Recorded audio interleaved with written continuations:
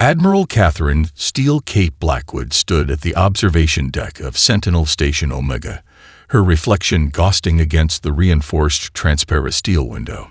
Behind her, a holographic display cast the room in a soft blue glow, illuminating the countless medals on her midnight black uniform. None of them mattered. The only badge she cared about was the small silver Sentinel pin, a stylized owl in flight, that marked her as commander of humanity's best-kept secret. "Status report on the Shadowblade, Commander Reynolds," she asked, not turning from her vigil of the void beyond. "Final stealth systems, check complete, Admiral. She's running darker than a black hole's shadow." Reynolds' voice carried the same mix of pride and anxiety they all felt.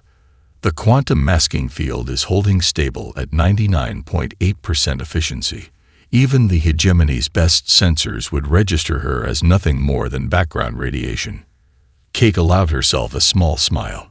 The U.S. Shadowblade was their masterpiece, the culmination of 50 years of clandestine research and development. While humanity played the role of bumbling newcomers to galactic society, engineers like Reynolds had been perfecting technologies that should have been impossible. And the rest of the fleet, 317 vessels, all maintaining Ghost Protocol. The Artemis wing is currently running silent exercises in the Kuiper Belt, using the ice fragments as cover. Phantom Squadron is stress-testing their dark matter drives near Neptune's shadows. The rest are stationed at predetermined points throughout the solar system, invisible to both civilian and military scanning. Kate finally turned, her steel-gray eyes reflecting the holographic fleet positions. Each ship appeared as a small obsidian marker, nearly invisible against the star map, until you knew exactly what to look for, just like their real counterparts. "Command's latest intelligence assessment?" she asked, though she already knew the answer. She'd read the report 17 times since morning. Reynolds' expression darkened. "The hegemony's diplomatic fleet will arrive in 48 hours. 7 vessels, officially. But our quantum wake detectors picked up 12 distinct signatures passing the Kuiper warning buoys. They're hiding something. They always are." Kate moved to the central console, bringing up detailed scans of previous hegemony, peaceful first contact missions. "Show me the overlay comparison." A holographic display shifted, superimposing energy signatures from 3 different systems, all now under hegemony control. The pattern was identical. A diplomatic approach followed by a swift, overwhelming show of force. Those who submitted became slaves. Those who resisted became examples. "They think we're children," Kate said, her voice carrying the weight of 15 years of preparation. "Playing with our first fusion drives, barely able to reach Mars. They expect to find another primitive species ready for uplifting into their perfect order." A soft chime interrupted her thoughts. The quantum-encrypted communicator at her wrist pulsed with an urgent message from Earth Command. Kate's breath caught as she read it, then released in a slow, controlled exhale. "It's time," she announced, straightening to her full height. "Send the activation codes to all fleet commanders. Initiate silent running protocols station-wide." Around them, the ambient lighting dimmed to emergency levels. Through the observation window, the distant pinpricks of light that marked maintenance vessels and patrol ships winked out one by one, swallowed by their quantum masking fields. "Admiral," Reynolds said, hesitating. "Some of the crew are asking, why now? Why did we wait so long to build this fleet in secret?" Kate walked back to the window, watching as the last visible signs of human presence vanished from space. In the reflecting glass, she saw not just her face, but the faces of everyone who had sacrificed to bring them to this moment. Because, Commander, humanity learned something long ago that the hegemony never will. She touched the Sentinel pin at her collar. True power isn't about being the strongest or most advanced. It's about being the last thing your enemy expects. And humanity. We're about to become the biggest surprise in galactic history. The stars seemed to dim as Sentinel Station Omega itself faded from visual and quantum detection, becoming one with the void. In the darkness, Catherine Blackwood stood ready, knowing that when the hegemony arrived to conquer another primitive world, they would instead awaken a sentinel in the night. And this sentinel had teeth. The hegemony's diplomatic fleet emerged from hyperspace like crystalline daggers piercing reality. Their ships, each twice the size of Earth's largest space station, sparkled with an almost hypnotic beauty that belied their true nature. Kate watched from the cloaked bridge of the Shadowblade as Earth's official welcoming committee, 3 outdated shuttles, and a ceremonial escort, approached the alien armada. "Magnificent bastards," Lieutenant Santos whispered from his sensor station. "Those hull configurations, they're not even trying to hide their weapon ports anymore." "They don't think they need to," Kate replied, her eyes fixed on the main viewer. Quantum analysis. The ship's AI, Araya, responded with clinical precision. Detecting 12 distinct vessels, Admiral. 5 are maintaining phase-shifted positions outside normal spacetime. Analysis suggests troop carriers and neural compliance generators consistent with previous subjugation attempts. The largest of the hegemony ships, a cathedral-like structure of living crystal and light, opened like a blooming flower. From its center descended a smaller vessel, clearly designed for the pageantry of diplomatic missions. Ambassador Zixtal had arrived. "Record everything," Kate ordered. "Every frequency, every quantum fluctuation. I want to know if these bastards so much as think about their weapons." The ceremonial meeting was being broadcast across all Earth channels. Billions watched as Zixtal, his translucent skin revealing pulsing neural pathways, stepped onto Earth soil at the United Nations headquarters. His smile was practiced, perfect, and utterly false. "Noble people of Earth," his artificially smoothed voice resonated through the chambers. "We come bearing gifts of knowledge and protection. The galaxy is a dangerous place for young species. The hegemony offers guidance, security, and a place among the stars." Kate's wrist computer vibrated. Araya had completed her deep scan of the transmission. The AI highlighted subtle harmonic frequencies buried within Zixtal's voice. Neural manipulation attempts that would have gone undetected without the Sentinel fleet's quantum sensors. "They're already trying to soften us up," Commander Reynolds noted grimly. Standard prelude to neural subjugation. Kate's response was cut short as her tactical display erupted with warnings. The 5 hidden hegemony ships were shifting position, moving to create a containment net around Earth's major population centers. Standard procedure before deploying their slave chips. "Send the coded warning to Earth Command," Kate ordered. "But maintain ghost protocol. Let them think their little deception is working." On the broadcast, Zixtal was presenting Earth's leaders with a protection treaty. The document was beautiful, written in shifting holographic text that seemed to dance with promise. Kate had seen its like before, in the historical archives of 17 other conquered species. "The hegemony asks only for your trust," Zixtal continued, his neural pathways glowing brighter. "Sign, and join us in an age of unprecedented peace and prosperity." Kate's hand tightened on her command chair as she watched Earth's UN Secretary-General approach the document. Right on schedule, Araya detected power spikes from the hidden hegemony ships. They were preparing to launch their real invasion the moment Earth's leaders were compromised. "Admiral," Santos called out, receiving encoded transmission from Earth Command. "Authorization code. Midnight Rising." A thin smile crossed Kate's face. The trap was set, not the hegemonies, but humanity's. While Zixtal played his grand performance, Earth's real leaders were safely hidden in quantum-shielded bunkers. The people approaching the tree were biosynthetic duplicates, a technology the hegemony hadn't encountered in their arrogant march across the stars. "All Sentinel vessels, this is Admiral Blackwood," she broadcast on their secure quantum channel. "Prepare for Operation Dark Wake. The moment they show their true colors, we show ours." As if on cue, Zixtal's diplomatic mask cracked. The neural manipulation frequencies intensified, and the hidden ships began powering their primary weapons. The ambassador's voice lost its artificial smoothness, becoming sharp with superiority.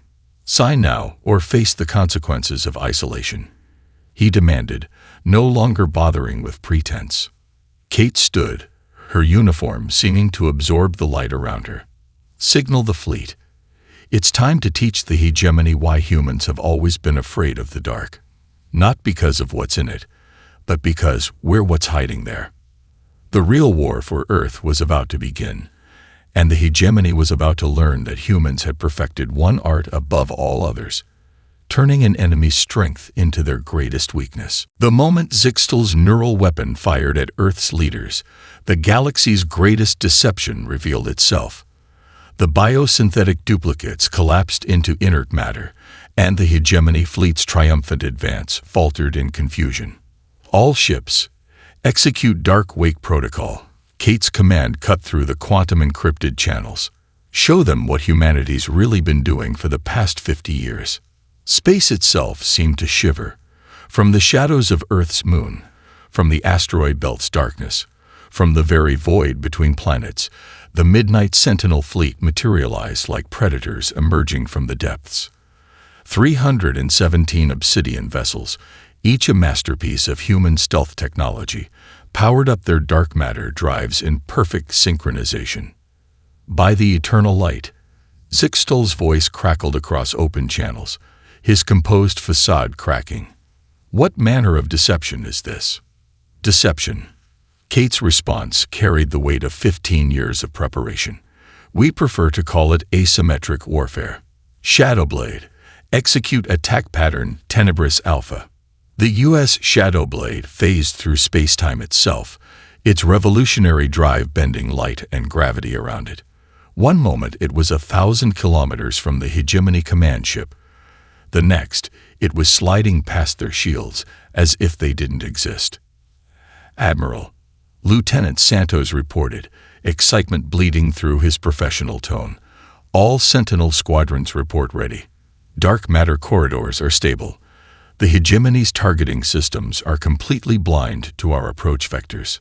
On the main viewer, Kate watched as her fleet executed maneuvers that should have been impossible. The Phantom Squadron, led by Commander Sarah Rodriguez, used gravitational slipstreams to accelerate beyond normal physics. The Artemis Wing, under Captain James Chen, created quantum echoes that made 3 ships appear as 30. Their neural weapon signatures are spiking, Araya announced. They're attempting a wide-spectrum assault. Kate's smile was cold. Deploy quantum interference buoys. Let's show them what happens when they bring 19th-century neural tech to a quantum fight. The buoys activated, creating a web of dark energy that absorbed and redirected the hegemony's neural attacks. On her tactical display, Kate watched the enemy fleet's formation dissolve into chaos as their primary weapon proved useless. Hegemony vessels are attempting to enter phase shift, Santos reported. They're trying to retreat to their hidden dimension. Not today. Kate's fingers danced across her command console. All ships, activate void anchors. Let's keep our guests right here in normal space. The void anchors, another impossible technology humanity had perfected in secret, created localized pockets of stabilized spacetime. The hegemony ships found themselves trapped, their phase shift drives whining in futile protest. Multiple targets locked, Commander Reynolds announced.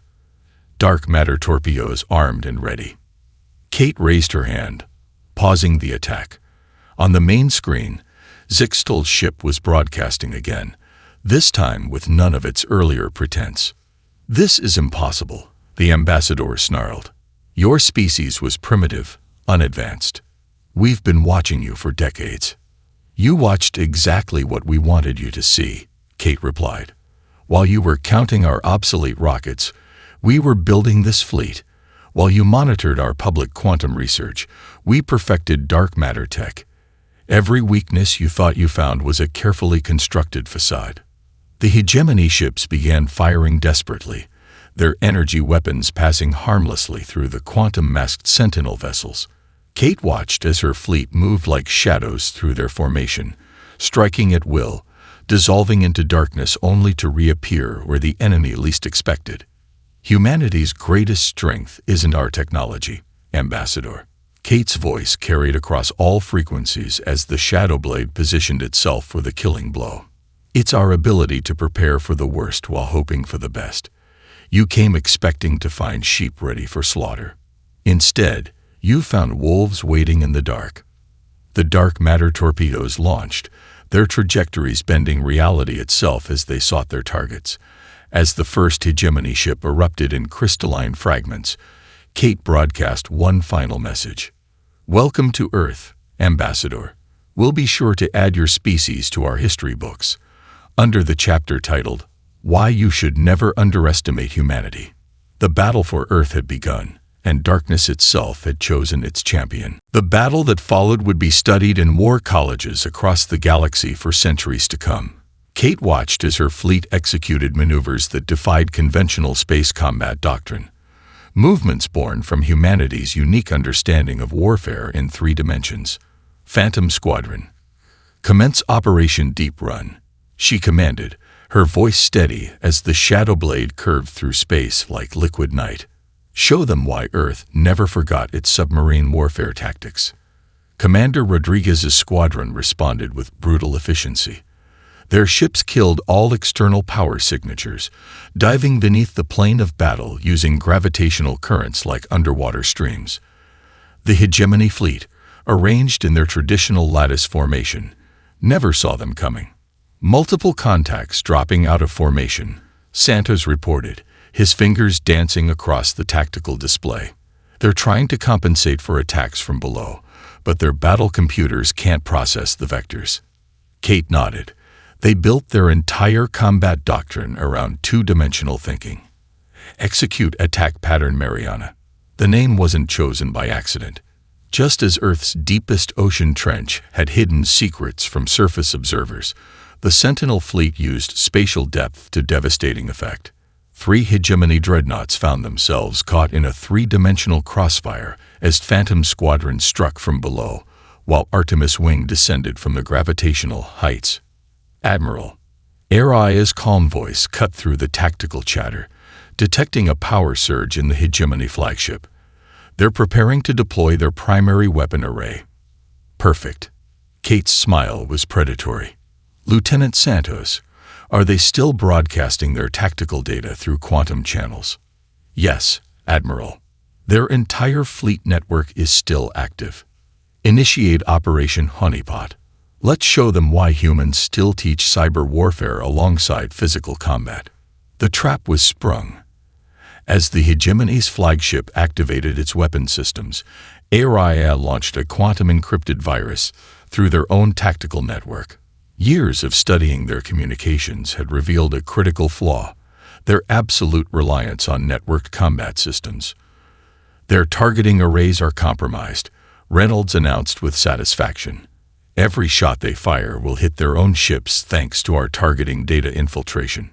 The space around Earth lit up as the hegemony fleet's own weapons turned against them. Crystalline vessels shattered under friendly fire, their perfectly coordinated defense grid becoming their undoing. Artemis Wing. Execute the Shark Run, Kate ordered, naming another maneuver inspired by Earth's oceanic predators. Captain Chen's ships broke into pairs, each duo moving in coordinated attack patterns that mimicked shark hunting behaviors. Admiral. Santos called out, detecting emergency transmissions from the hegemony fleet. They're calling us demons, saying we fight like creatures from the void itself. Kate rose from her command chair, watching as her fleet moved like a school of deadly predators through the increasingly chaotic battlefield. Humanity learned long ago that space isn't empty. It's an ocean of darkness, and we've spent centuries learning to navigate deep waters. The shadow blade glided through the wreckage of a hegemony cruiser, its dark matter wick causing the crystalline debris to shimmer like stars. On the main viewer, Kate watched as Zixtel's flagship attempted to rally its remaining forces into a defensive sphere. Classic cornered animal response, she noted. All ships, prepare for Operation Kraken. The name sent a ripple of anticipation through the bridge. This was the maneuver they'd practiced countless times, designed specifically to counter the hegemony's desperation tactics. Remember, Kate broadcast to her fleet, this isn't just about winning a battle. Every move we make today becomes a lesson for every enslaved species watching. We're not just fighting the hegemony, we're teaching the galaxy how to break their chains. The Sentinel fleet moved as one, their dark matter drives creating a cascading wave of gravitational distortions. To the hegemony sensors, it would appear as if space itself was folding around them, an impossible nautilus spiral of attack vectors. "Show them," Kate commanded, her voice carrying the weight of Earth's long preparation. "Why humanity's ships don't just move through space, we swim in it." The final phase of the battle began, and as the Midnight Sentinel fleet closed in like predators from Earth's deepest oceans, the hegemony learned a crucial lesson. They hadn't just underestimated humanity's technology, they'd underestimated our entire approach to warfare. In space, as in the oceans, the most dangerous predators were the ones you never saw coming. The aftermath of humanity's victory rippled through subspace channels like a tidal wave.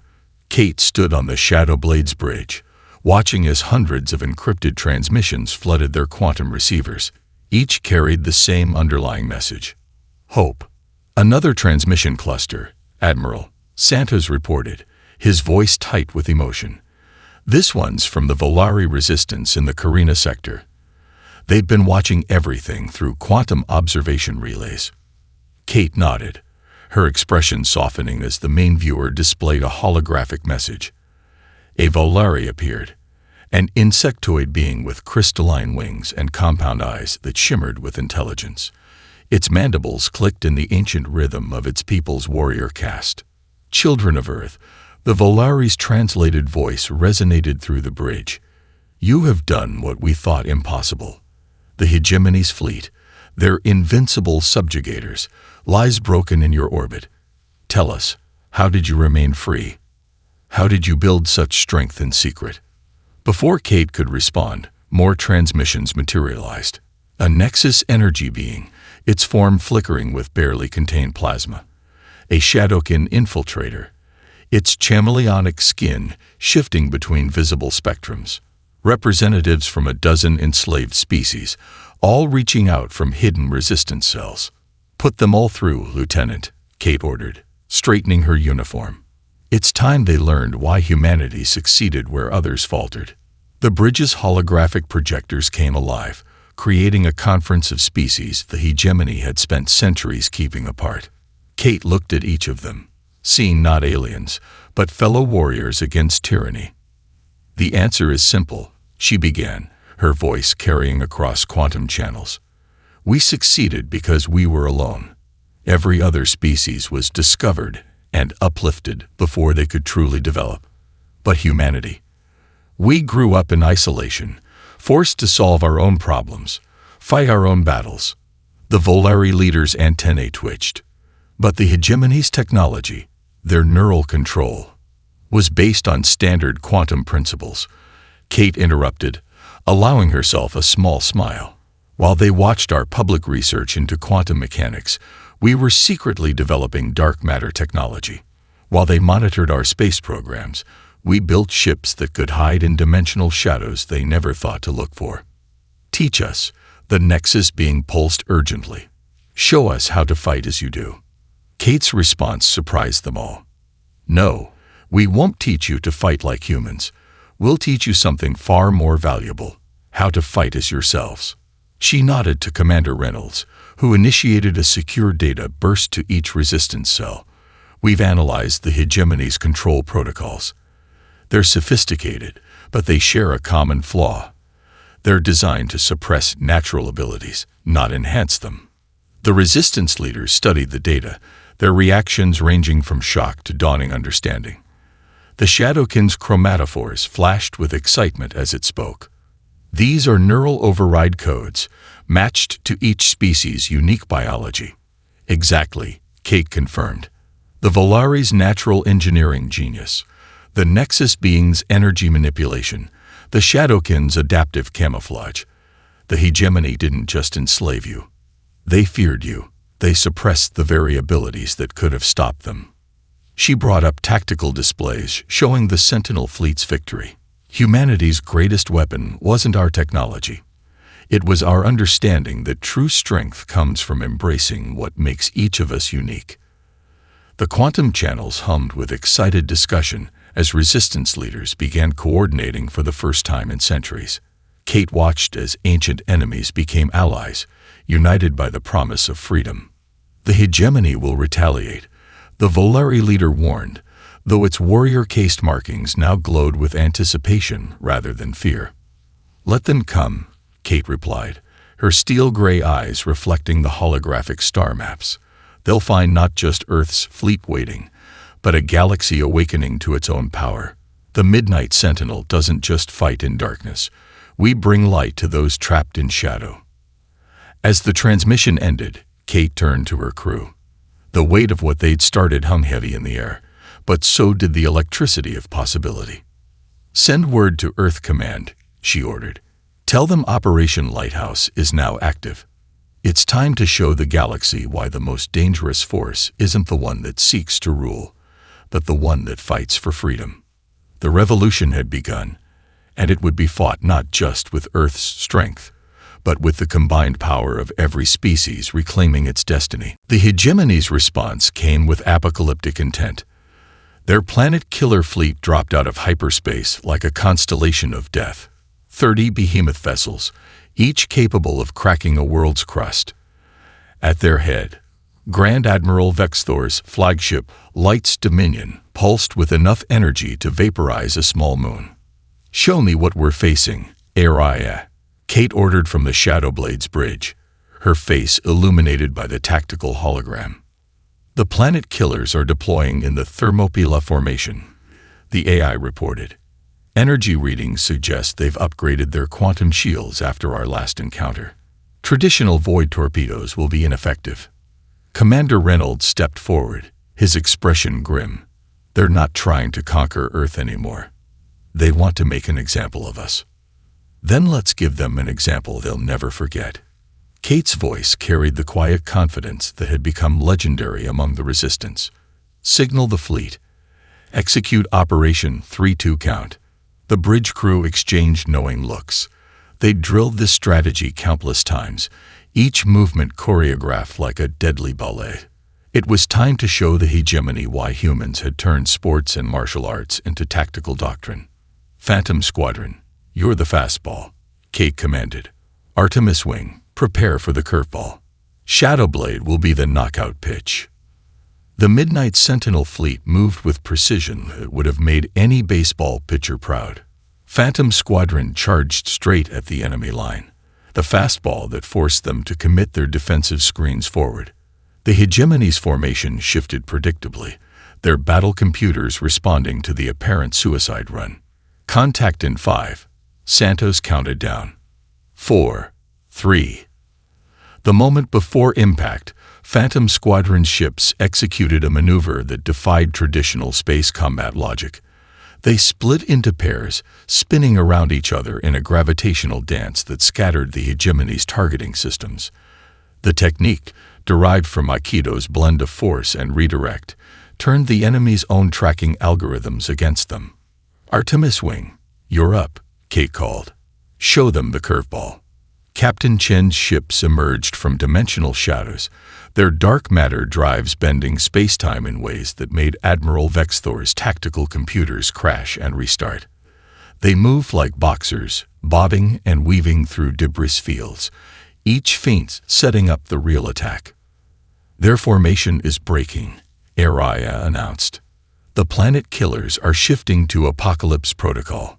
Right on schedule." Kate's smile was fierce. "All ships, prepare for the triple play." What followed would be studied in martial academies across the galaxy. The Sentinel fleet moved like a single organism, applying principles from a dozen Earth combat styles. Jiu-jitsu's leverage became ships using gravitational fields to flip larger vessels. Boxing's rope-a-dope strategy transformed into ships absorbing energy attacks only to redirect them with devastating effect. "Grand Admiral Vexthor is broadcasting," Santos reported, unable to hide his grin. The hegemony commander's hologram appeared on the bridge, his crystalline features distorted with rage. "What manner of combat is this? Your tactics defy all established doctrine." "That's because we're not following your doctrine," Kate replied calmly. "Humanity learned long ago that the best warriors don't just master one style. They take what works from everything." She nodded to Reynolds, who initiated the final phase. The shadow blade itself moved like a master martial artist, sliding through gaps in space-time that shouldn't have existed. Each movement flowed into the next, an endless combination of feints and strikes that left the mighty planet killers firing at shadows. "Impossible." Vex Thor roared as another of his ships fell to precision strikes. "Our tactical computers cannot predict your movements." "That's the point," Kate answered, watching as her fleet executed the finishing move. A complex series of coordinated attacks that resembled nothing so much as a grand champion's final combination. "You built your entire military around predictable patterns and responses. Humanity, we learned to improvise." The planet killer fleet's formation collapsed completely as the Sentinel ships struck from impossible angles, each attack flowing into the next, like a deadly choreographed dance. Grand Admiral Vex Thor's flagship found itself trapped in a web of gravitational distortions, its mighty weapons useless against an enemy that fought like shadow given form. "Remember this day," Kate broadcast on all frequencies as her fleet moved in for the killing blow. "This is what happens when you face warriors who don't just master the art of war, they'd reinvent it." The battle became more than a military engagement. It became a demonstration of humanity's greatest strength. The ability to take the best from every discipline and forge it into something entirely new. In the aftermath of the planet killer fleet's destruction, Kate stood in the Shadowblade's secure containment bay, studying their most crucial prize, a captured hegemony neural control module. Behind its crystalline surface, streams of data pulsed with an eerily familiar pattern. "Run the comparison analysis again," she ordered, her voice tight with controlled anger. The AI's response confirmed what they'd suspected. "Match confirmed, Admiral. The base neural architecture of all hegemony control systems is derived from human brain patterns, specifically from the neural scans of Earth's first deep space explorers." Commander Reynolds stepped closer to the containment field, his face reflected in the crystal surface. The missing Pioneer missions, they weren't lost to space accidents. "No," Kate's reflection joined his, her expression hardening. "They were captured, studied. Their minds were used to create the very chains that bound the galaxy. The hegemony used our own neural patterns because human consciousness was uniquely adaptable." "Admiral," Santos called from his portable quantum terminal. "The Valeri resistance just decoded the first layer of the control protocols. They're asking for an emergency conference."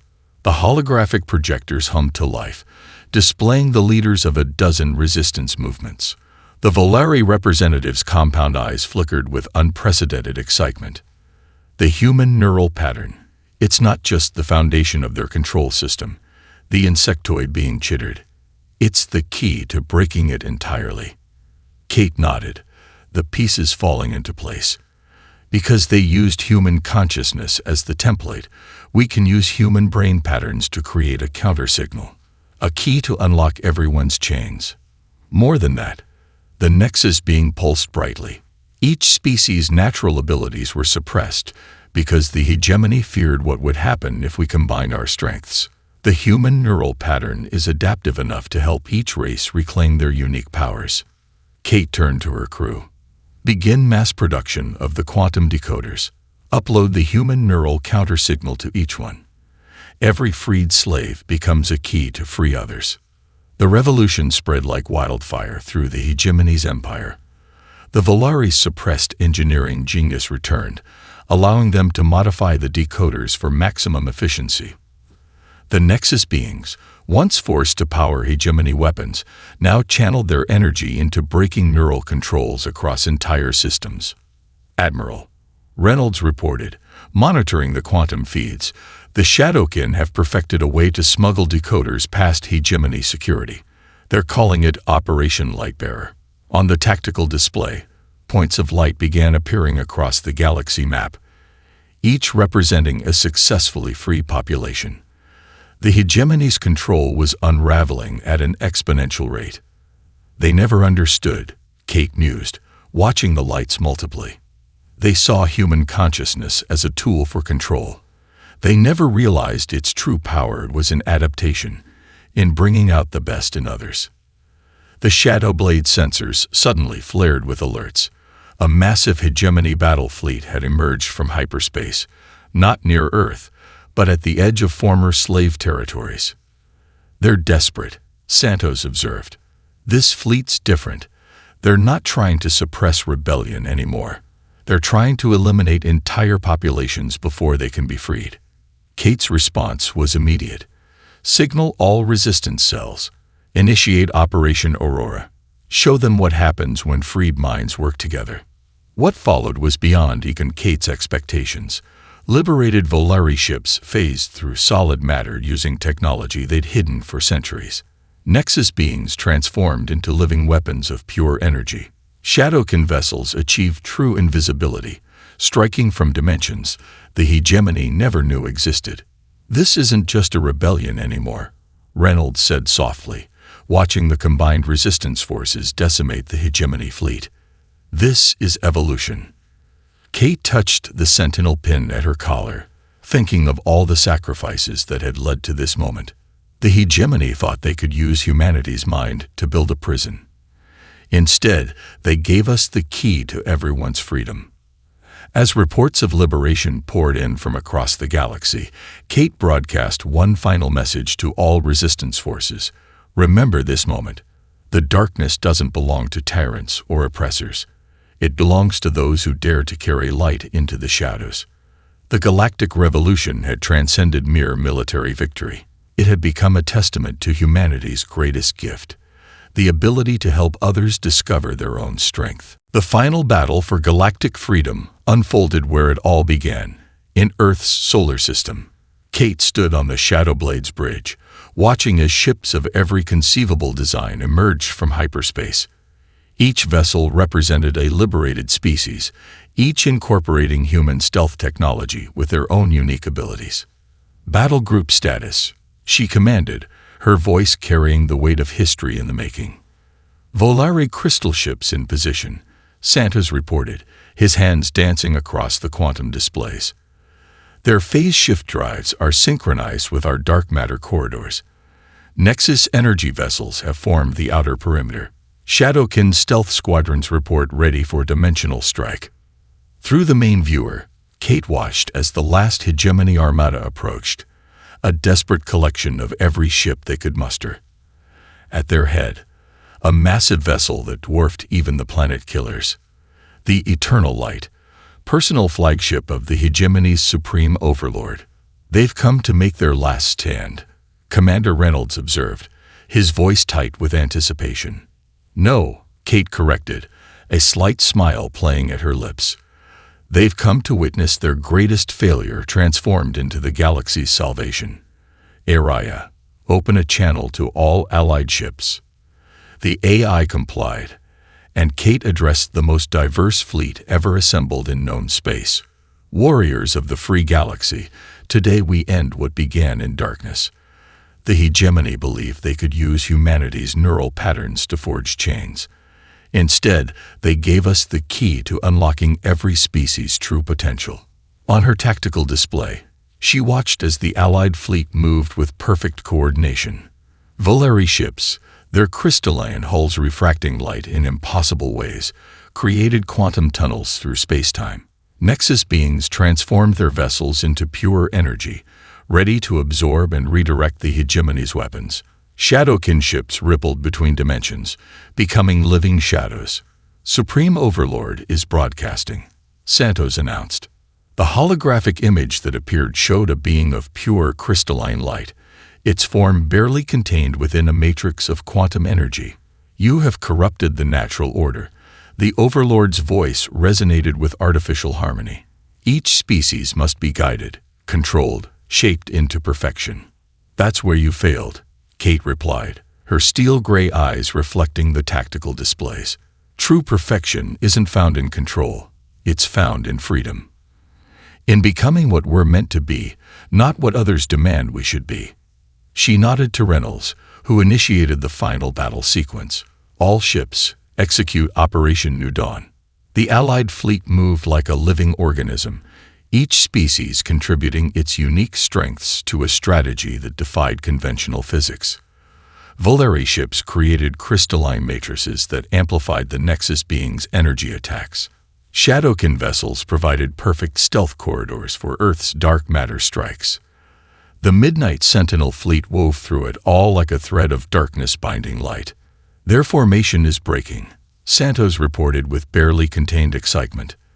The Overlord's ship, it's trying to activate some kind of quantum superweapon. Let them, Kate commanded, her finger hovering over the final command sequence. Show them why the most dangerous force in the universe isn't control, it's collaboration. As the Eternal Light's weapon charge, every Allied ship activated their human-derived neural transmitters simultaneously. The counter-signal, powered by the combined consciousness patterns of a dozen species, didn't just disable the hegemony systems, it freed every remaining enslaved being in their fleet. The Overlord's horrified expression was the last transmission before their flagship's crew turned against them. Impossible. We gave you order. Perfection. You gave us chains, Kate corrected, watching as the mighty hegemony armada dissolved into chaos. We chose to forge them into bridges instead. The battle ended not with a devastating final strike, but with surrender after surrender as freed crews turned their ships against their former masters. The Eternal Light itself was captured by its own liberated personnel, its precious databanks containing the key to freeing any remaining enslaved populations. Kate touched her Sentinel pin one last time, thinking of how far they'd come from those first dark days of preparation.